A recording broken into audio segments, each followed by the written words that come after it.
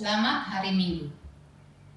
Umat Tuhan, ibadah kita hari ini Minggu 11 Juli 2021 dilayani oleh Saudara Theo Krispangki, Sarjana Sains Teologi. Marilah kita bersama-sama menyimak warta jemaat.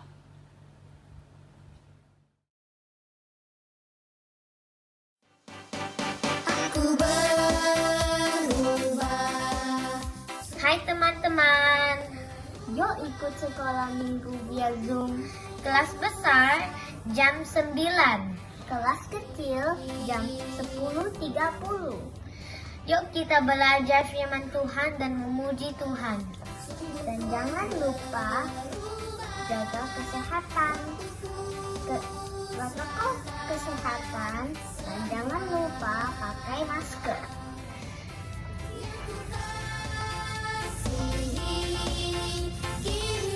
Sampai jumpa di sekolah minggu. Dah.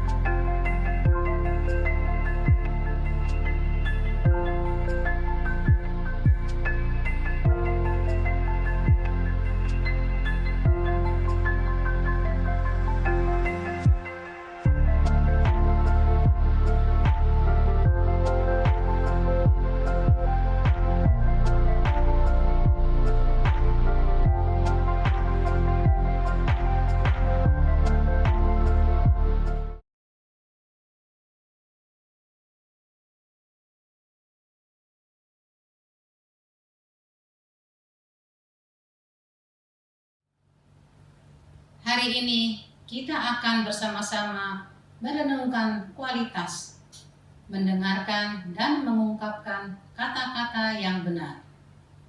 Kita sama-sama dipanggil untuk memiliki kemampuan membuka telinga selebar-lebarnya untuk mendengarkan firman Tuhan, sekaligus belajar mengungkapkan kata-kata yang berkualitas, agar perkataan dan pernyataan kita membangun hidup orang lain dan diri sendiri. Mengawali ibadah kita, marilah kita bersama-sama membaca Mazmur 85 ayat 9 sampai 14 secara berbahasa.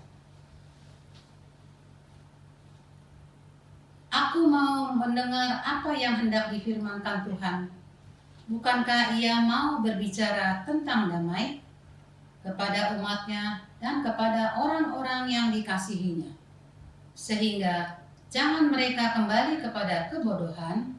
Sesungguhnya keselamatan daripadanya dekat pada orang-orang yang takut akan Dia, sehingga kemuliaan diam di negeri kita.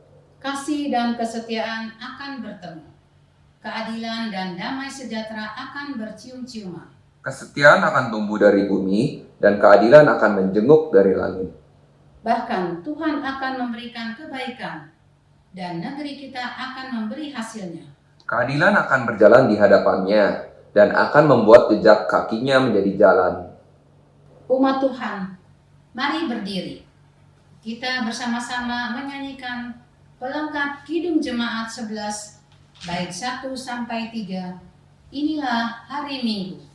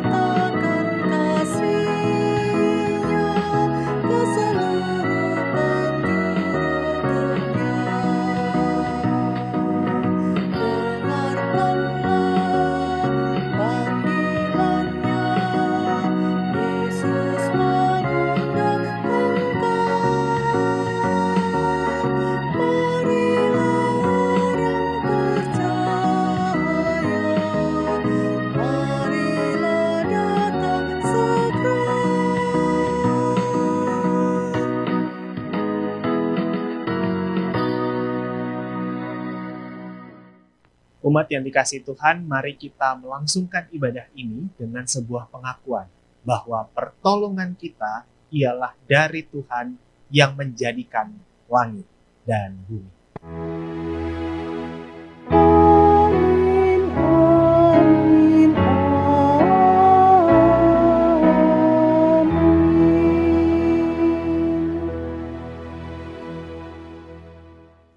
Salam dan damai sejahtera dari Allah Bapa kita dan dari Tuhan kita Yesus Kristus serta persekutuan dengan Roh Kudus menyertai saudara sekalian. Dan menyertai saudara juga. Umat Tuhan, silakan duduk. Setiap orang senang untuk didengarkan kisahnya. Setiap orang juga selalu rindu agar kisahnya diperhatikan. Sekalipun ada orang-orang yang tidak bersedia mengungkapkan kisahnya secara terbuka, ia tetap saja merindukan agar kisahnya diperhatikan dan diingat orang lain. Dalam kebersamaan kita, marilah kita menjadi pribadi yang bersedia membuka diri untuk mendengarkan, tetapi juga membuka diri untuk mengungkapkan kata-kata yang berkualitas dan membangun hidup orang lain dan diri sendiri. Untuk menyambut kesiapan kita, marilah kita bersama-sama menyanyikan pelengkap Kidung Jemaat 13 bait 1 sampai 3, kita masuk rumahnya.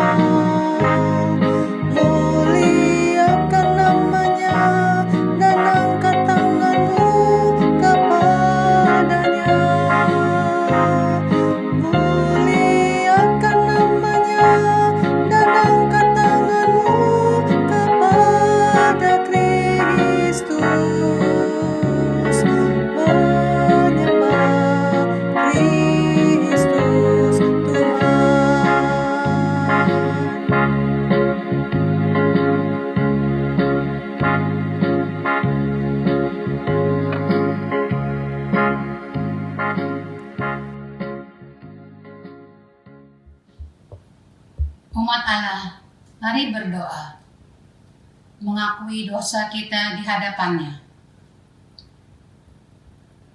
Allah yang setia, kami umat-Mu memberanikan diri datang di hadirat-Mu. Hidup kami yang penuh celah sebenarnya tidak layak, bahkan sekadar bersimpah di pelataran-Mu.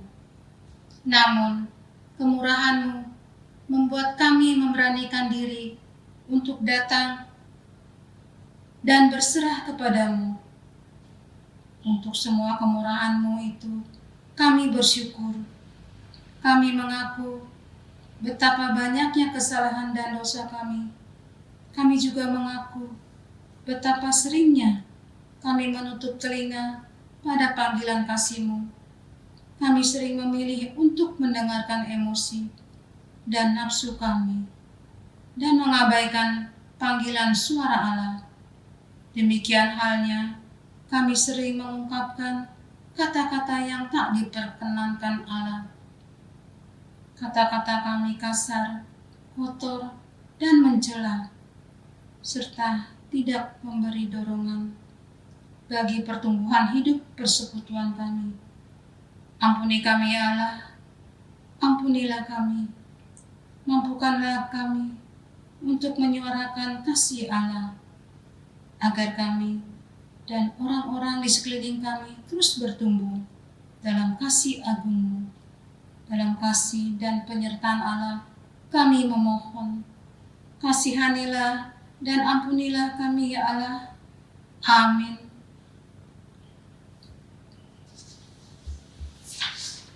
Umat Tuhan, mari kita bernyanyi.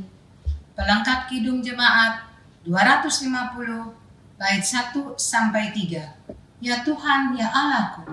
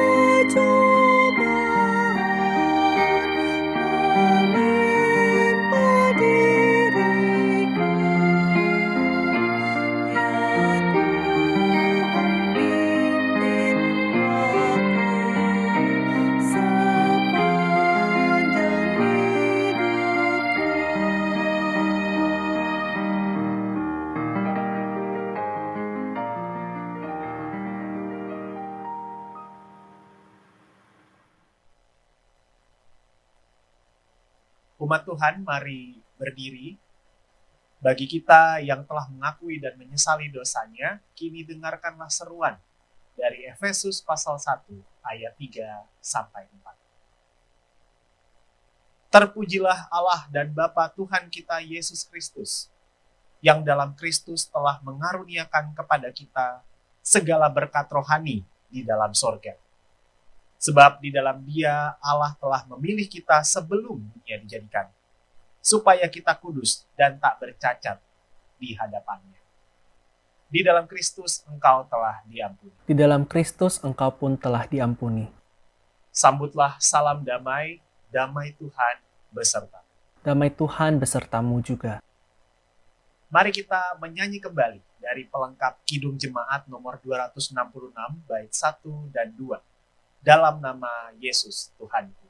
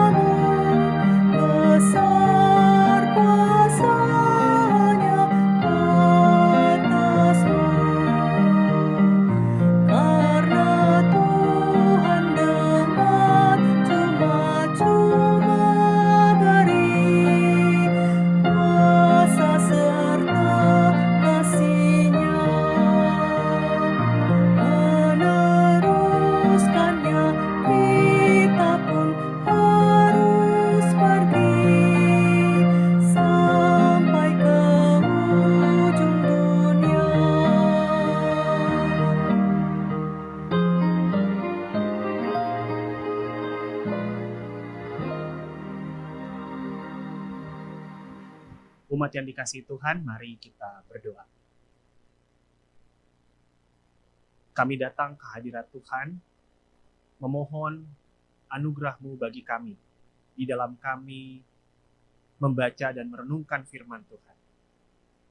Kuasailah hati dan pikiran kami, agar kami dapat memahami, agar kami dapat merenungkan, dan kami dapat melakukan apa yang Tuhan kehendaki di dalam kehidupan kami setiap hari. Bersabdalah ya Tuhan, kami umat-Mu siap mendengarkan. Amin. Bapak Ibu Saudara-saudara, pembacaan Alkitab kita diambil dari Injil Markus pasal 6 ayat 14 sampai 29.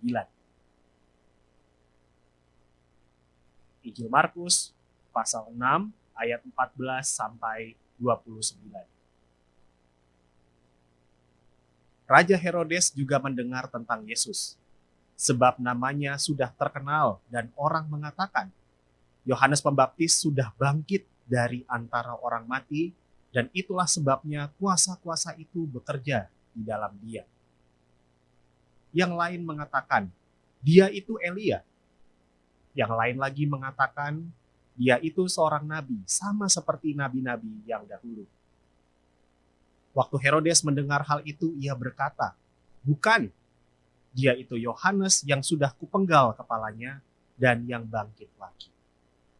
Sebab memang Herodeslah yang menyuruh orang menangkap Yohanes dan membelenggunya di penjara berhubung dengan peristiwa Herodias, istri Filipus saudaranya, karena Herodes telah mengambilnya sebagai istri.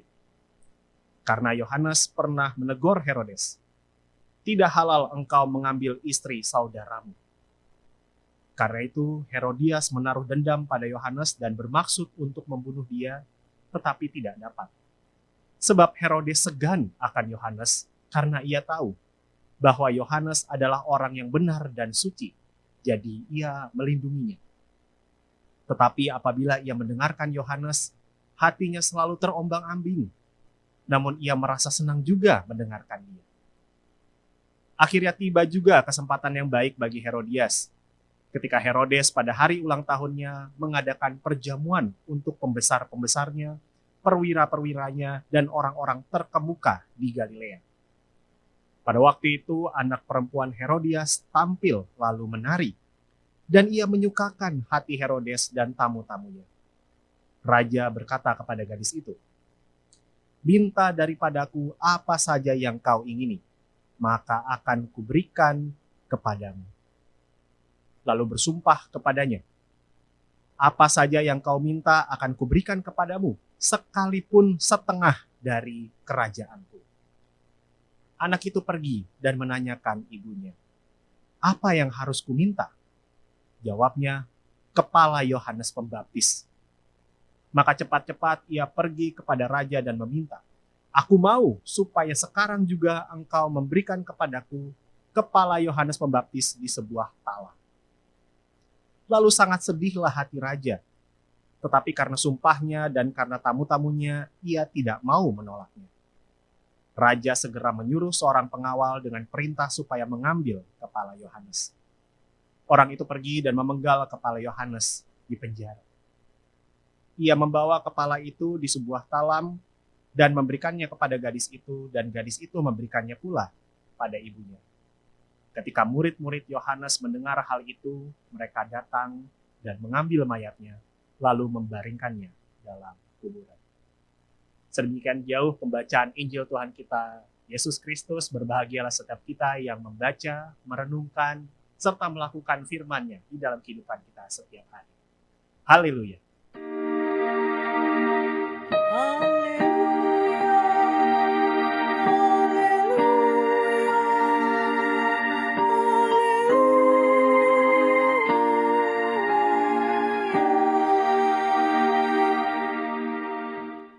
Beberapa waktu yang lalu saya membaca sebuah buku yang sangat baik sekali untuk kita yang mau belajar bagaimana caranya membangun komunikasi yang baik. Buku ini ditulis oleh seorang pakar komunikasi asal Korea Selatan yang bernama Oh Soo Hyang. Diterjemahkan buku ini ke dalam bahasa Indonesia dengan judul "Bicara Itu Ada Seninya". Di dalam buku ini, Oh Soo Hyang menjelaskan bahwa kemampuan berkomunikasi, berbicara, dan mendengarkan itu adalah sebuah keterampilan yang dapat diusahakan semua orang. Kemampuan berkomunikasi ini akan menolong begitu banyak orang, semua orang bahkan, untuk mencapai beberapa hal, bahkan banyak hal baik. Kita yang memiliki keterampilan berkomunikasi dapat mentransfer informasi dengan baik, memahami perkataan orang dengan baik, menerima informasi dengan benar, memuji sesama kita dengan lebih baik, membujuk dengan baik, berbicara dengan tidak menina-bobokan orang, menegur dengan baik, dan tentu menolong orang dengan lebih baik. Ibu bapak saudara terkasih, mengapa saya menyinggung buku Bicara Itu Ada Seninya dari seorang bernama Oh Soo Hyang? Pertama karena tentu beliau memberikan sebuah cara yang baik dan mengatakan bahwa komunikasi itu punya peran yang besar sekali dalam hampir segala aspek kehidupan kita. Dan yang kedua, di dalam bukunya ia membahas sebuah subtema yang mirip sekali dengan tema ibadah kita pada hari ini, yaitu pintar mendengar, pandai berbicara. Dari pembacaan saya secara singkat gitu ya, saya menyimpulkan bahwa pintar mendengar itu tidak hanya mendengarkan dalam diam, tetapi juga turut memprosesnya. Ketika informasi didapatkan itu, kita tidak hanya mendengar sambil lalu saja, tetapi ada upaya mengolah informasi agar kita bisa memberikan respons, katanya begitu. Entah itu dalam bentuk sikap, entah itu dalam pemahaman yang baru, atau memberi pertanyaan bahkan terkait informasi yang kita dapatkan. Begitupun pandai berbicara. Kita tidak sekadar berkata-kata yang kita inginkan saja. Ada teknik pembawaan, ada perencanaan, dan teknik-teknik lain yang menolong kita untuk menyampaikan sesuatu dengan baik. Untuk mencapai tujuan dari pembicaraan, kita perlu memanage, mengendalikan, mengolah yang kita ingin sampaikan. Memang dalam beberapa hal tentu ada yang perlu kita sampaikan langsung pada intinya. Namun dalam berbagai pengalaman kita berkomunikasi dengan sesama kita, tentu kita paham. Tidak semua langsung bisa disampaikan secara gamblang. Dan untuk itu, ada proses dalam menyampaikan sesuatu dengan benar. Ibu, bapak, saudara, dalam perspektif iman Kristen, baik dalam mendengar maupun berbicara, diperlukan hikmat. Tentu kita tidak asing lagi dengan kata ini, hikmat. Hikmat dalam mendengar mendorong kita memproses semua yang kita dengarkan. Termasuk di dalamnya menyaring, mengolah, dan menjadikan apa yang kita dengarkan itu sebuah pemahaman yang baru bagi kita. Hikmat dalam berbicara juga mendorong kita untuk berkata-kata secara bijak. Bagaimana caranya agar perkataan kita bisa diterima orang lain? Bagaimana caranya kita menegur tapi tidak melukai hati orang lain? Bagaimana caranya menyatakan kesalahan seseorang tetapi juga mengajaknya untuk memperbaikinya? Membuat orang yang mungkin tidak mudah mengerti supaya dapat memahami apa yang kita pikirkan dengan baik. Ini semua membutuhkan hikmat dan keterampilan. Dan jika kita bisa melakukannya, mendengarkan dengan baik dan berbicara dengan baik itu, ada banyak hal baik yang bisa kita capai. Begitu banyak hal positif yang bisa kita usahakan. Komunikasi kita tentu bisa menjadi lebih efektif. Relasi kita dengan sesama kita bisa menjadi relasi yang sehat. Kita mampu menerima banyak hal positif, banyak hal baik, dan membangun dari sesama kita. Kita juga tidak jatuh ke dalam sikap-sikap yang cenderung keliru dan merusak karena salah paham dan lain sebagainya. Dari sini kita melihat bahwa mendengar dan berbicara yang benar dengan cara-cara yang baik itu sungguh menolong kita. Dan tentu sebaliknya, mendengar dan berbicara dengan keliru malah membawa kita pada hal-hal yang tidak kita harapkan. Bahkan kekacauan. Apa yang baik untuk didengar malah tidak diolah dengan serius, sehingga tidak melahirkan sikap yang benar, dan perkataan yang tidak benar dan tidak bijak malah membawa petaka bagi orang lain. Ibu, bapak, saudara terkasih, itu kita temukan di dalam pembacaan kita. Kita menemukan ini di dalam diri seorang bernama Herodes Antipas. Beliau bukan kaisar Roma, tapi salah satu dari 4 gubernur di bawah kaisar Roma. Cuma kalau misalnya kita membaca Alkitab kita, dikatakan di situ raja, begitu ya. Itu kemungkinan karena konteks di sana, bagi seorang gubernur, rakyat-rakyatnya tentu akan menganggapnya raja. Jadi maka dipanggilnya raja. Namun sekali lagi beliau bukan seorang kaisar. Tidak, hanya gubernur di bawah kaisar. Kira-kira begitu. Beliau adalah seorang pemimpin di daerah Galilea dan sekitarnya, seorang yang berkuasa. Dan seorang yang punya kuasa seperti ini, haruslah seorang yang bijak harusnya. Yang memimpin dan bertindak dengan benar dan adil. Harusnya orang seperti Herodes mampu berbicara dan mendengar dengan benar dan bijak. Namun di dalam pembacaan kita temukan Herodes Antipas tidak menunjukkan. Bermula ketika Herodes mengira bahwa Yesus adalah Yohanes Pembaptis yang bangkit dari kematian.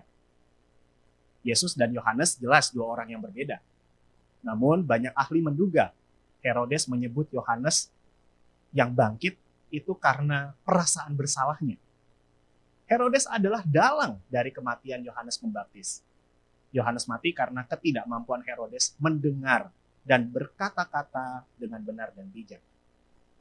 Padahal kita melihat sebenarnya Herodes itu tidak mendendam loh pada Yohanes. Bahkan Herodes merasa senang, dikatakan di dalam Alkitab, mendengarkan pengajaran Yohanes Pembaptis. Tiap kali mendengar Yohanes, Herodes merasa terombang-ambing. Ini kita bisa pahami, bingung, ya, gundah. Namun ia juga merasa senang. Ini karena Herodes tahu bahwa Yohanes berbicara tentang kebenaran. Dan benar, penulis Injil Markus mengatakan Yohanes Pembaptis adalah nubuatan kitab Yesaya, seorang yang mempersiapkan jalan bagi Tuhan. Seorang yang menyerukan pertobatan dan pengampunan dari Allah.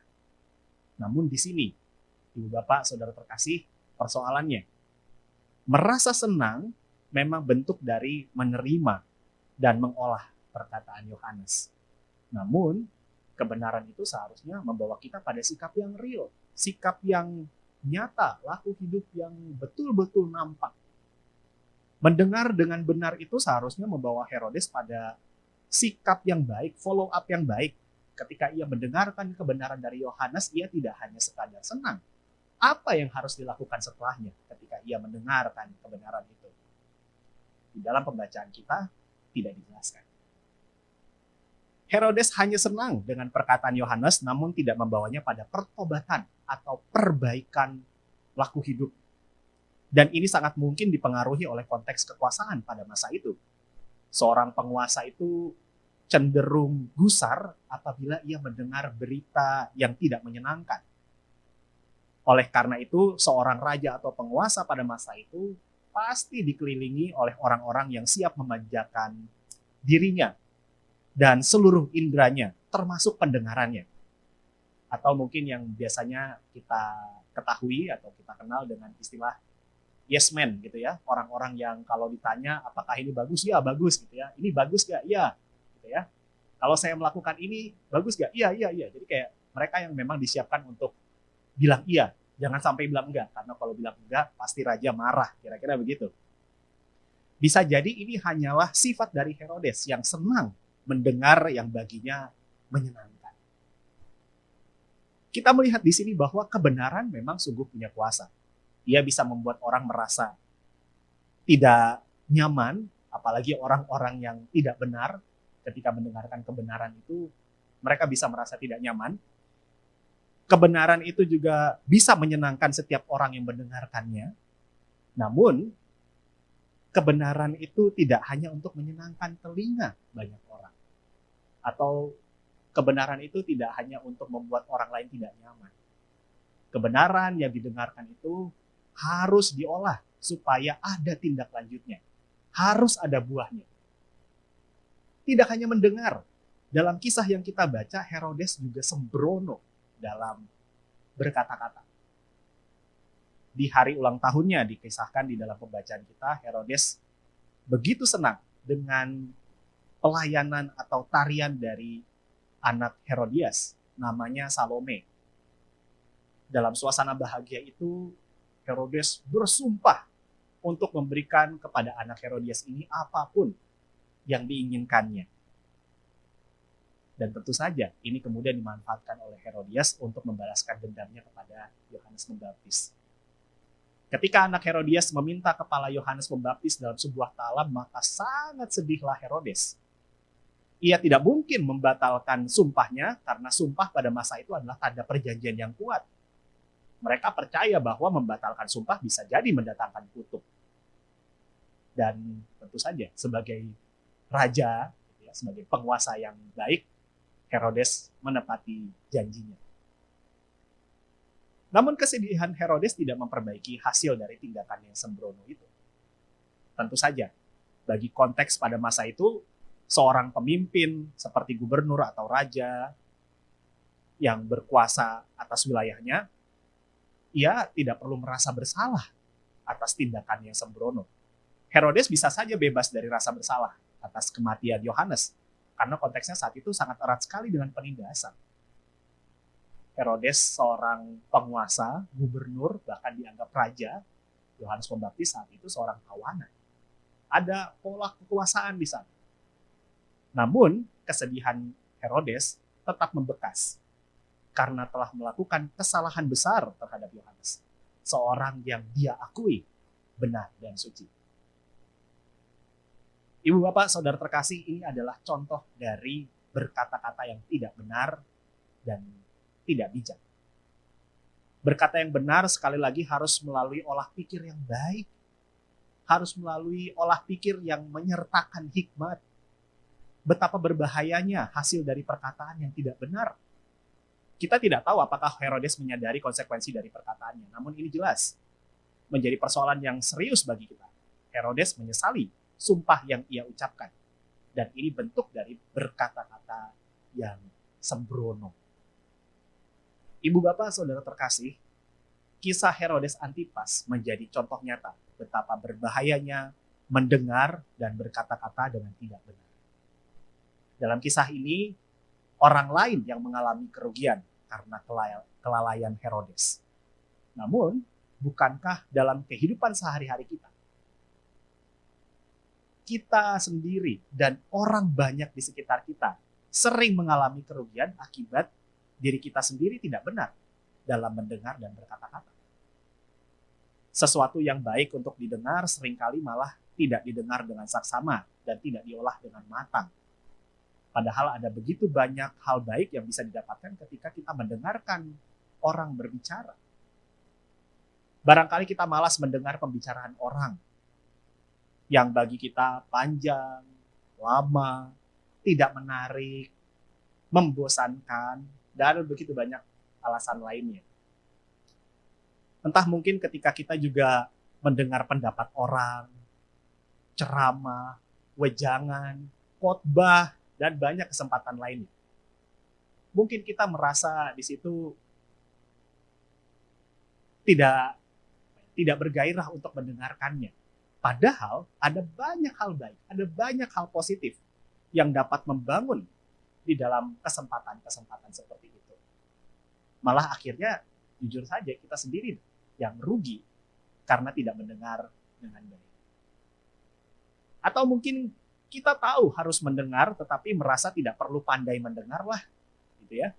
Sehingga ketika ada kebaikan yang kita dengar, kita tidak menyambutnya dengan sungguh-sungguh. Tidak mau mengolah apa yang kita dengar.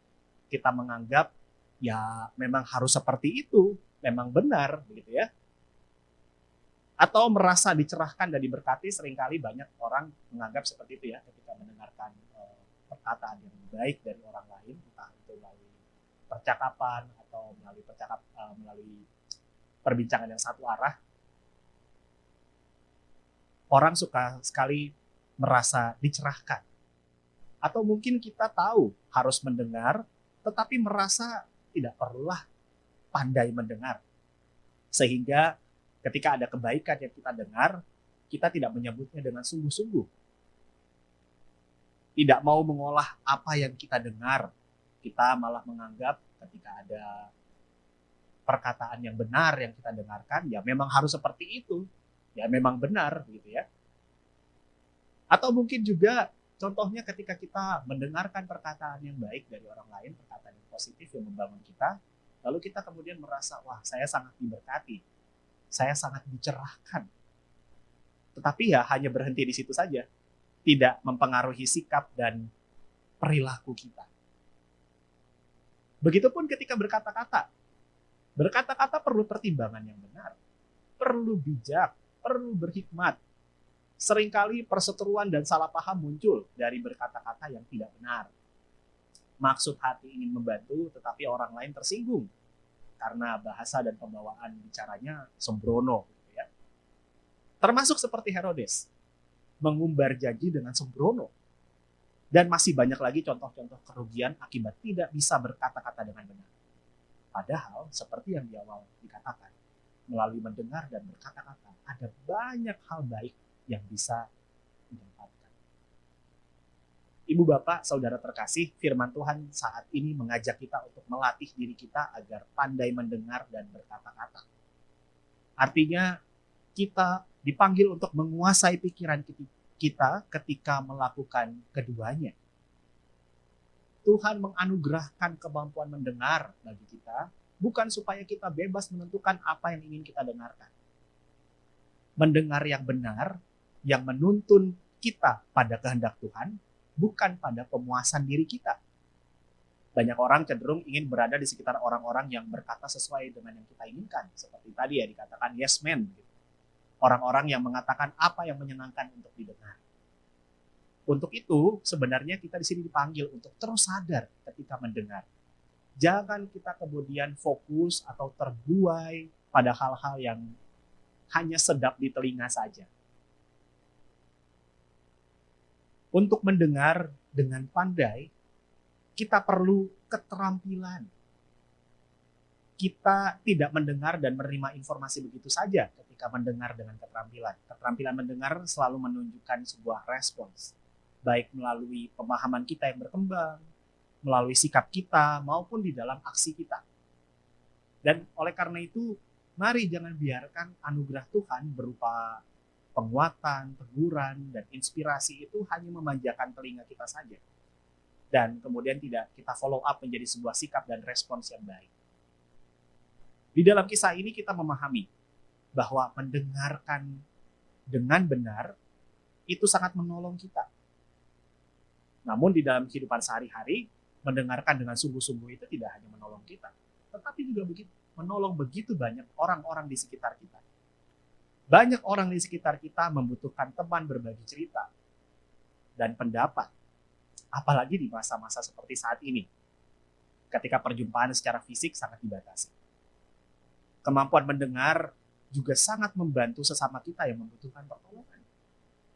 Dengan mendengar, kita bisa mengetahui respons yang tepat untuk menolong mereka.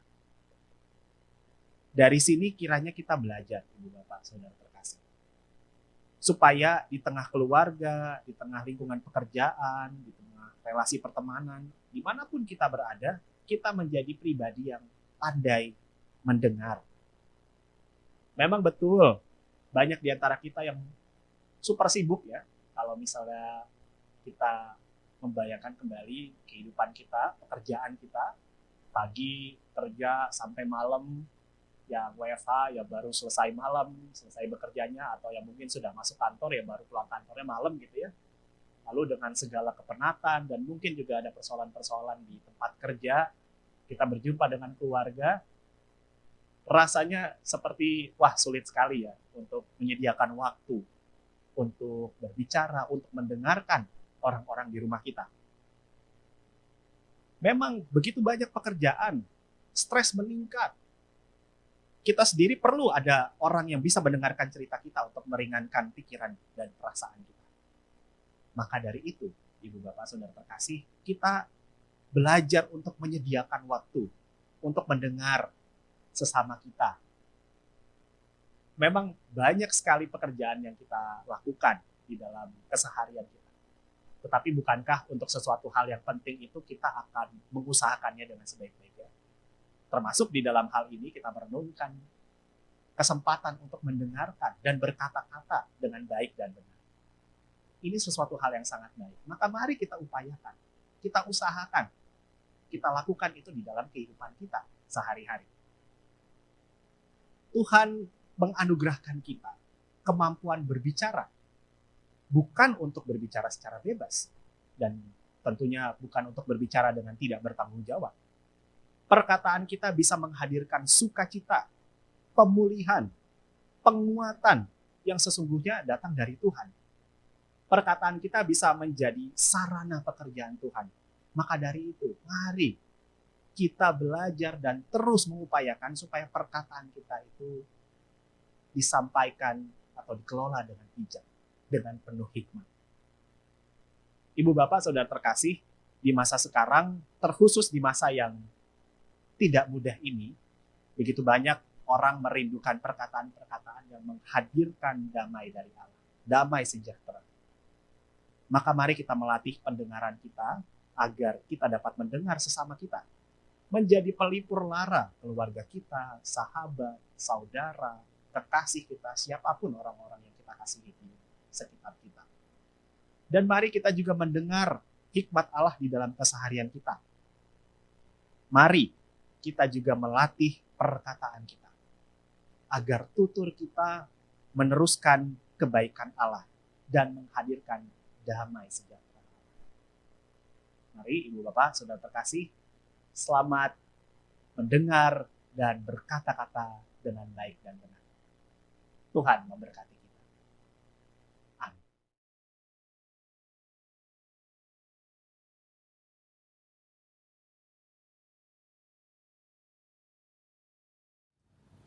Umat Tuhan, mari berdiri bersama gereja di segala abad dan tempat. Marilah kita bersama-sama mengucapkan pengakuan iman rasuli. Hendaklah setiap umat beriman mengungkapkannya.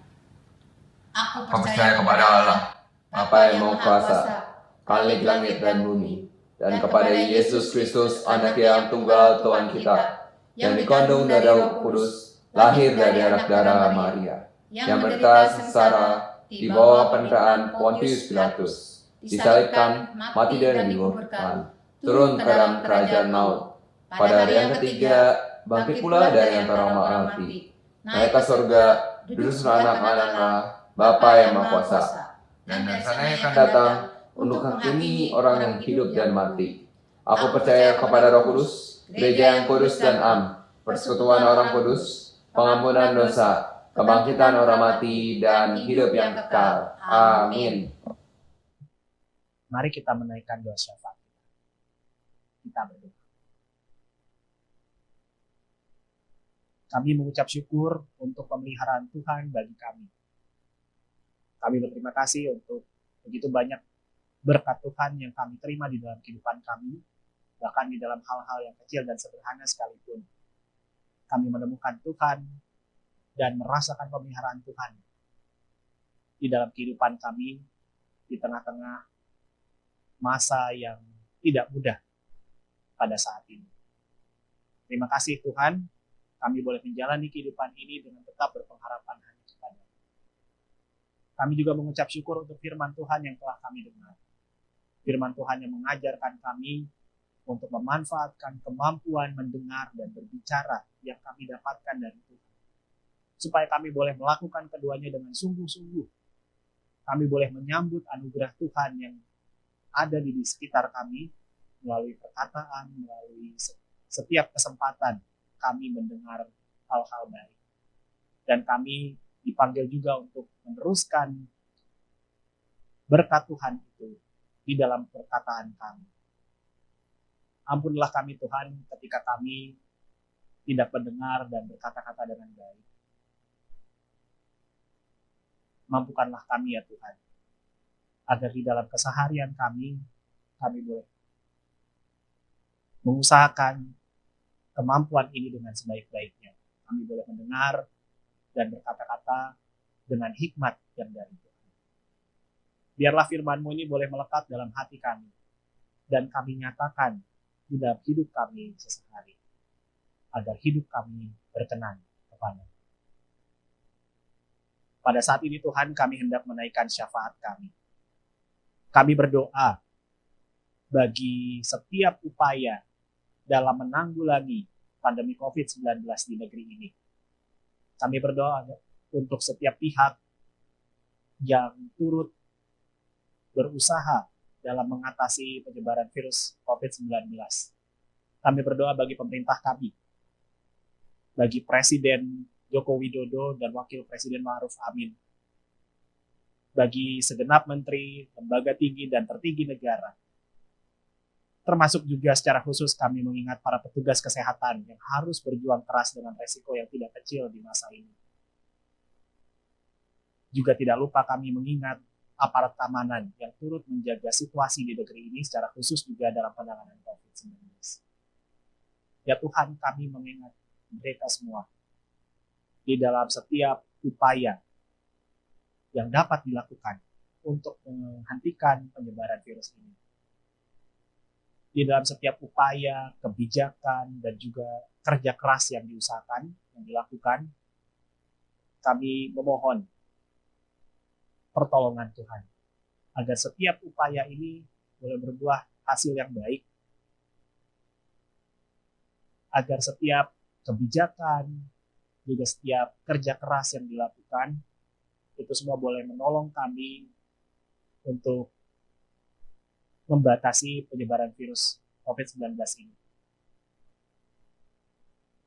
Mampukanlah kami juga sebagai warga masyarakat untuk mengambil bagian di dalam kehidupan kami setiap hari, membatasi aktivitas kami, menerapkan protokol kesehatan, dan segala hal yang dapat kami upayakan untuk menghentikan laju penyebaran virus COVID-19 ini. Kami berdoa untuk setiap penggerak ekonomi, baik di dalam skala kecil maupun skala besar, para pengusaha hingga para buruh. Kiranya Tuhan menganugerahkan kemampuan dan juga kekuatan, supaya di masa-masa sulit ini mereka dapat tetap bekerja dengan sungguh-sungguh. Mereka dapat bekerja dengan sebaik-baiknya. Kami juga bersyukur dan mendoakan untuk proses vaksinasi yang telah berlangsung dan akan terus berlangsung di negeri ini. Terima kasih Tuhan untuk anugerah yang boleh kami terima melalui vaksin yang telah ada di berbagai negara, termasuk di Indonesia.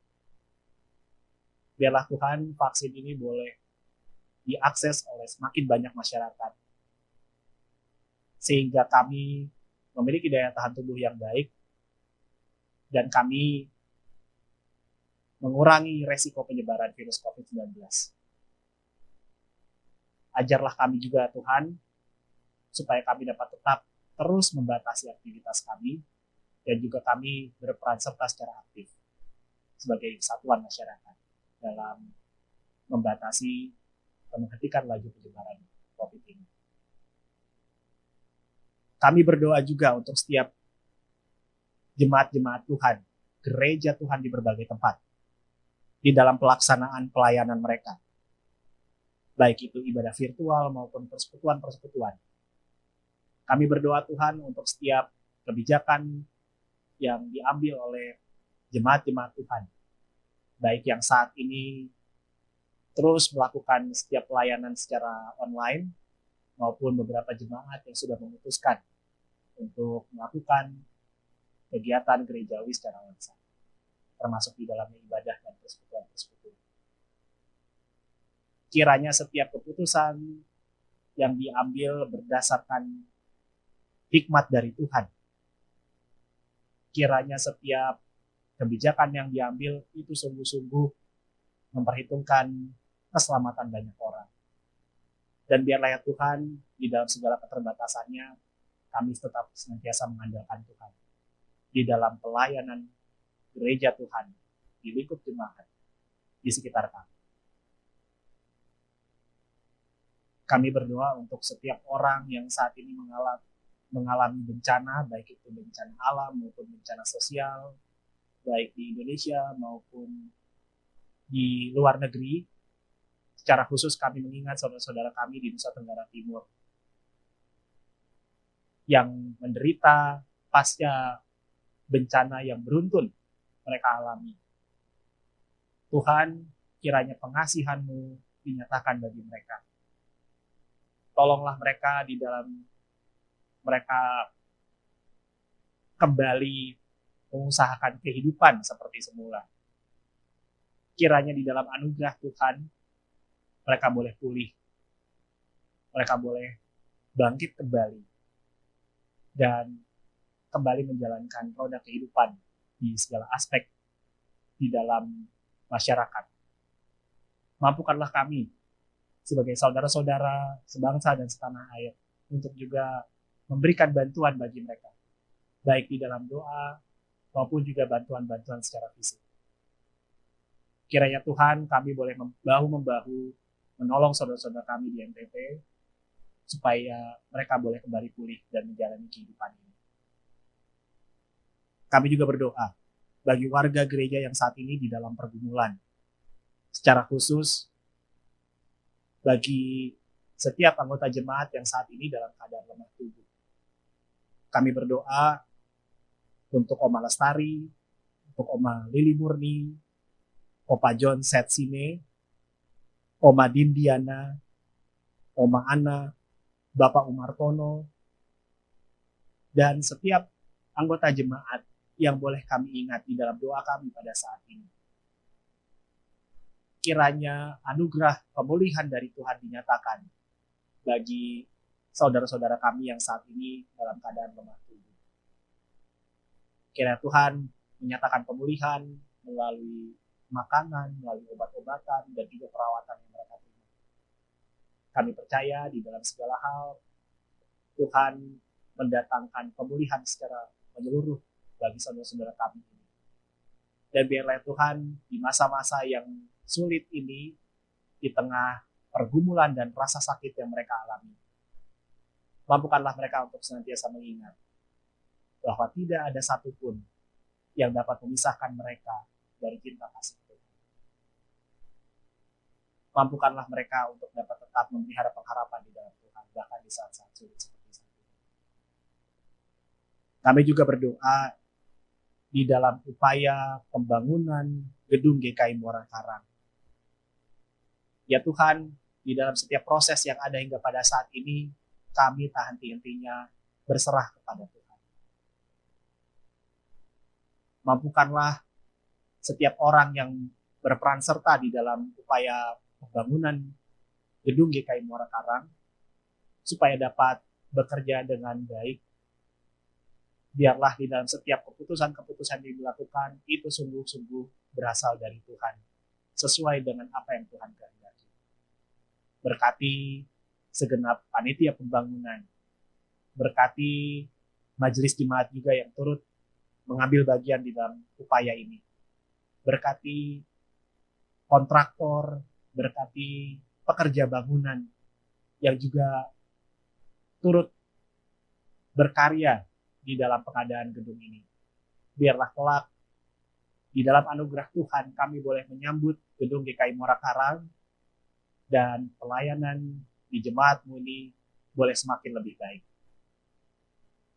Kami berdoa juga untuk pelaksanaan program gerejawi di GKI Muara Karang pada tahun 2021 hingga 2022. Kami bersyukur Tuhan untuk setiap program-program yang boleh terencana. Kami mau serahkan semuanya ke dalam tangan kuasa Tuhan. Biarlah program ini kiranya berkenan bagi Tuhan. Dan kami sebagai umat Tuhan, warga gereja, boleh turut mengambil bagian di dalam setiap pelaksanaannya. Kiranya semua program ini boleh menolong kami untuk terus bertumbuh di dalam Tuhan, membina kehidupan spiritual kami dan juga membina kehidupan kami bersama-sama sebagai sebuah persekutuan. Biarlah Tuhan dengan setiap program-program ini, kami umat Tuhan, warga GKI Muara Karang, boleh menikmati berkat Tuhan dan hidup di dalam anugerah persekutuan bersama-sama dengan Allah. Terima kasih ya Tuhan. Kami serahkan syafaat ini hanya ke dalam tangan kuasa Tuhan. Demi Kristus kami berdoa. Amin. Umat Tuhan, dengan penuh sukacita, mari kita bawa persembahan kepada Allah. Simaklah firman Tuhan dalam Mazmur 50 ayat 23. Siapa yang mempersembahkan syukur sebagai korban, ia memuliakan aku. Siapa yang jujur jalannya, keselamatan yang dari Allah akan kuperlihatkan kepadanya. Umat Tuhan, mari kita membawa persembahan kepada Tuhan. Bagi kita yang rindu menyampaikan persembahan melalui transfer bank, Majelis Jemaat menyediakan sarana melalui nomor rekening Bank Mandiri dan BCA sebagaimana yang tertera pada layar Anda. Kita bawa persembahan syukur kita dengan menyanyikan pelengkap Kidung Jemaat 265 bait 1 sampai 2. Bukan karena upah.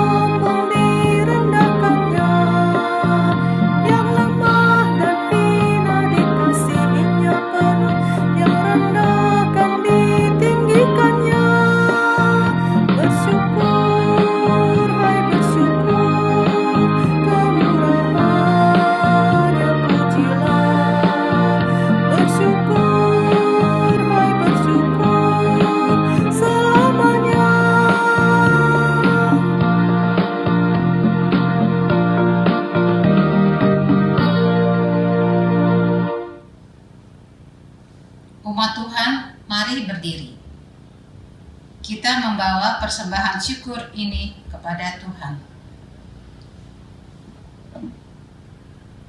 Allah yang Maha Baik, kami membawa persembahan syukur dengan hati tulus. Kami menyerahkan dengan segala kesiapan kami untuk menjadi saluran kasih kepada semua orang. Kiranya persembahan syukur ini berkenan kepada Allah. Sambutlah dan kuduskanlah ya Allah. Kami berdoa dan menyerahkan segalanya. Amin. Mari kita menyanyikan pelengkap Kidung Jemaat 282, bait 1, 2, 4, dan 6. Tuhan tolonglah bangunkan iman.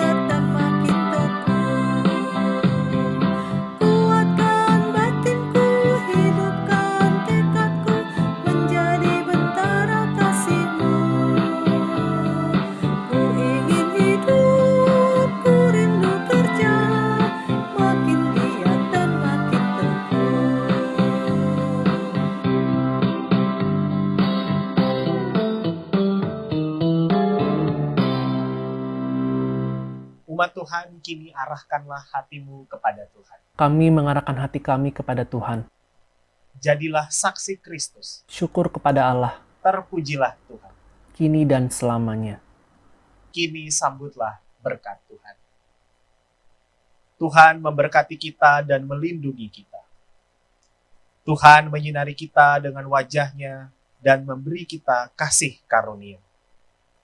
Tuhan menghadapkan wajah-Nya kepada kita dan memberi kita damai sejahtera.